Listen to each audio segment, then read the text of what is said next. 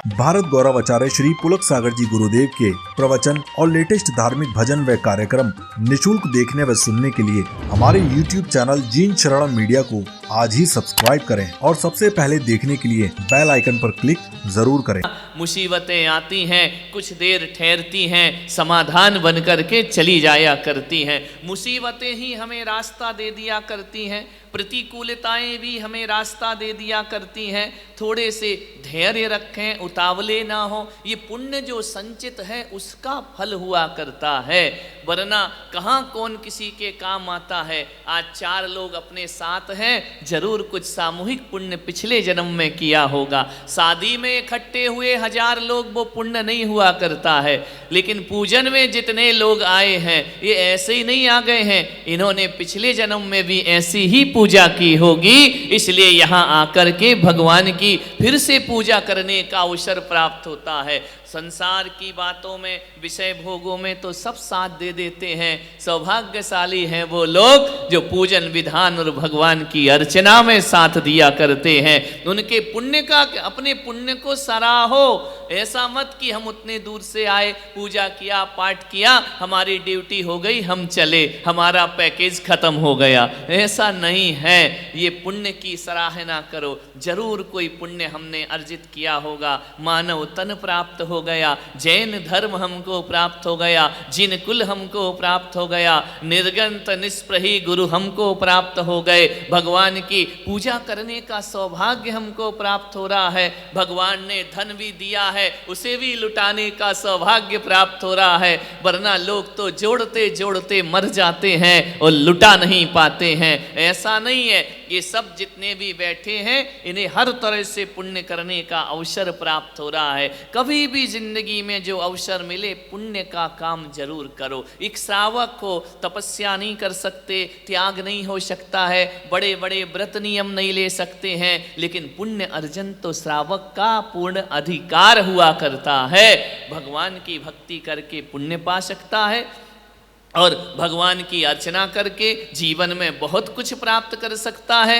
नारी है तो क्या हुआ, लेकिन पुण्य करो तो नारी पर भी पुण्य भारी हुआ करता है, वह नर पर भी। आज सुजाता बहन को देखो, इन्होंने अपना जीवन किन किन संघर्षों से गुजारा, लेकिन आज पूरे जिंदा दिली के साथ अपना जीवन का धार्मिक निर्वाह कर रही हैं। यह उनके पुण्य का फल है। पुण्य अर्जित करते रहो, पुण्य से बहुत कुछ मिलता है। 2 व्यक्ति थे, 2 लड़के थे। व्यक्ति क्या थे, छोटे छोटे छोरे थे, जवान लड़के थे।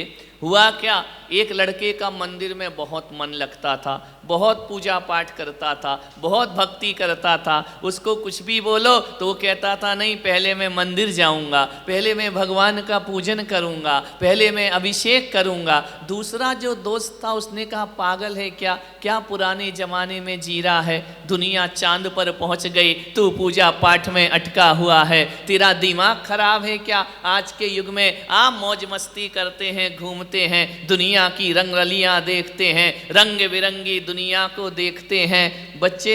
धार्मिक बच्चे ने कहा देख ये सब बाद में करूंगा, पहले तो मुझे मंदिर जाना है, मैं भगवान की भक्ति ही करूंगा सबसे पहले। ये भी जरूरी है संसार की चीजें, लेकिन भक्ति उससे भी ज्यादा जरूरी है। दूसरे लड़के ने कहा तू तो पंडित बुद्धि का हो गया, तेरा तो दिमाग खराब हो गया है, इतनी सी जवानी में बुढ़ापे जैसी बातें कर रहा है, उदास जैसी बातें कर रहा है। उसने कहा यार एक काम कर, आज अपन ऐसा करते हैं कि अपन नदी में नहाने चलते हैं। पुराना जमाना था, नदी में नहाते थे लोग। आजकल तो पानी ही घर में आ जाता है, नदी जाने की जरूरत ही नहीं पड़ा करती है। नल में पानी, पहले महिलाएं पनघट जाती थी, अब पनघट ही घर में आ गया है, बाहर जाने की कोई जरूरत नहीं है। उसने कहा अपन नदी चलते हैं नहाने के लिए। उसने कहा यार पहले मैं मंदिर जाऊंगा फिर नदी चलूंगा। तो बोले तू तो मंदिर जाएगा, इसका मतलब नहा के मंदिर। बोले तेरे साथ नदी भी चलूंगा।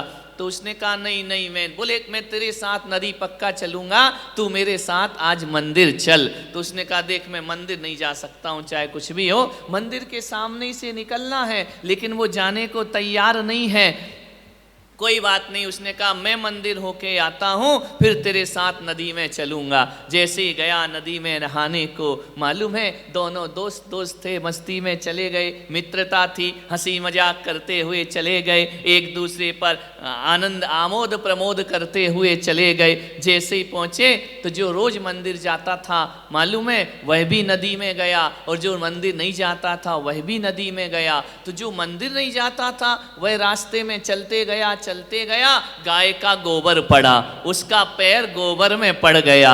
मंदिर नहीं जाता था तो गोबर में पैर पड़ गया, इसलिए नहीं कि मंदिर नहीं जाता था इसलिए पड़ गया, हो जाता है मंदिर जाने वाले का भी पड़ सकता है। लेकिन जैसे ही गाय के गोबर में पैर पड़ा ना, उसे एक सोने की मोहर मिली। उसने कहा ओहो सोने की मोहर मुझे प्राप्त हो गई। उसने कहा देख तू रोज मंदिर जाता है, तेरा पैर क्यों नहीं पड़ा, मेरा पैर क्यों पड़ा, मुझे ही सोना मिला।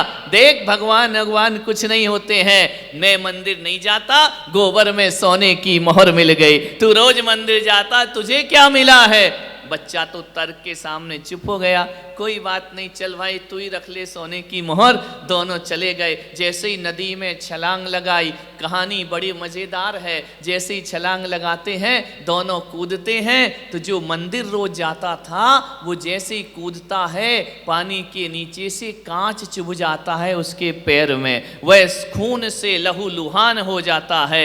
नास्तिक बच्चा उसे बाहर निकालता है, बोले देख जैसे ही होश आया पानी आनी निकाला, खून की धार बह रही, उसने अपना कपड़ा फाड़ा, उसको पट्टी बांधी और कहा समझ में आ गया। उसने कहा क्या समझ में आ गया। बोले मैं मंदिर नहीं जाता, मुझे गोबर में मोहर मिली है, तू रोज जाता है, तुझे नदी में कांच चुभा है। क्या किया तेरे भगवान ने, क्या किया तेरे भगवान की पूजा ने, रोज अभिषेक करता है ना, रोज भगवान का ध्यान करता है। बच्चे के पास कोई जवाब नहीं था। उसने कहा हे भगवान तू मेरे साथ ऐसा क्यों कर रहा है। कभी कभी अपने मन में भी आ जाता है कि भगवान तू हमारे ही साथ ऐसा क्यों करता है। मैं रोज पूजा कर रहा हूँ, पाठ कर रहा हूँ। दोनों लौटे घर वापिस, फिर मंदिर पड़ा। अब उसकी तो आदत थी मंदिर की, वह दौड़ा दौड़ा मंदिर गया और जाकर के भगवान से बोला भगवान आज के बाद तेरे मंदिर कभी नहीं आऊँगा। सही कहता है वो तेरे दर पे नहीं आता, उसे सोने की मोहर मिलती है। मैं रोज आता हूँ, मेरे पैर में कांच चुभाता है। अरे कम से कम मेरा नहीं तो भगवान तू अपना तो ख्याल रखता। ऐसा करेगा तो कौन तेरी पूजा करेगा, कौन तेरी भक्ति करेगा, कौन तेरी आराधना करेगा। तेरे मंदिरों में ताले डल जाएंगे, कोई नहीं आएगा। अब मैं उसे क्या जवाब दूं। इतना बड़बड़ाता हुआ नीचे उतर रहा था मंदिर की सीढ़ियां। एक मुनि महाराज दिखाई दे गए। मुनि ने देखा मंदिर से उतर रहा और आंसू बह रहे हैं। मुनि ने कहा कि बच्चे रोता क्यों है। ये तो वो दरबार है कि जो रोते रोते आते हैं वो हंसते हंसते जाते हैं। तू पहला है जो यहाँ आकर रोकर वापिस जा रहा है, आंसू बह रहे हैं तेरे। बोले नहीं नहीं महाराज मैंने तुमको भी देख लिया, भगवान को भी देख लिया, आज अंतिम बार प्रणाम करने आया हूँ, आज के बाद भगवान को प्रणाम करने।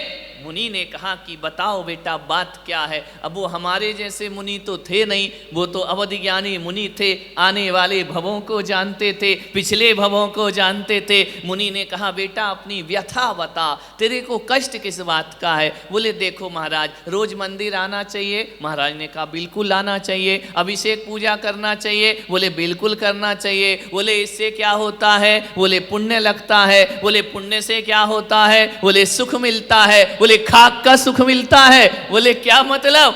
बोले देखो वो नीचे खड़ा है मेरा दोस्त, उसको गोबर में सोने की मोहर मिली और मुझे नदी में कांच मिला, ये सुख मिलता है पूजा करने से। मुनि ने कहा बच्चे तू केवल दृश्य पर देख रहा है, अदृश्य पर तेरी दृष्टि नहीं है। अदृश्य को तो मैं देखता हूँ। बोले क्या मतलब। बोले जीवन में चाहे मोहर मिले या कांच चुभे, इससे श्रद्धा में फर्क नहीं पड़ना चाहिए, भगवान की भक्ति में फर्क नहीं पड़ना चाहिए। बोले क्यों नहीं पड़ेगा, मैं उसे क्या जवाब दूं। बोले उस लड़के को बुला कर ला। जैसे ही लड़का पहुंचा बोले सुनो, बोले तू मंदिर आता। बोले नहीं आता, आऊंगा भी नहीं। बोले मिला क्या। बोले सोने की मोहर। बोले ये रोज आता है, इसे मिला क्या। पैर में कांच चुभा। मुनि ने कहा एक बात ध्यान रख नादान, आज का दिन तुम दोनों के लिए बड़ा महत्वपूर्ण दिन था। बोले क्या महत्वपूर्ण दिन था? बोले मालूम है तू मंदिर नहीं आता है ना, भगवान की भक्ति नहीं करता, आज तुझे यदि तू भगवान की भक्ति पूजन पाठ करता ना, नहीं करता है तो सोने की मेहर मुली, और करता होता तो आज तुझे यहाँ का राजा बनना था, सम्राट बनना था, लेकिन तूने भगवान से मुख मोड़कर अपने पुण्य को कम कर लिया। वो तेरा राज सिंहासन राज दरबार एक सोने की मोहर बन करके रह गया। और आज ये रोज पूजा पाठ भक्ति कर रहा है ना, आज इसे फांसी पर चढ़ना था। ये भगवान की भक्ति का प्रभाव है। फांसी छोटा सा कांच का टुकड़ा बन करके निकल गई, वरना आज तो इसके जीवन का अंतिम दिन था। यदि ये पूजन पाठ भक्ति नहीं करता तो आज ये फांसी पर लटका होता। भक्ति के प्रभाव से इसने पाप कम किया और कांच बन गया, और पाप के प्रभाव से तूने पुण्य कम कर लिया और तुझे मोहर मिल करके रह गई। ध्यान रखना, उस दोनों बच्चों को समझ में आया।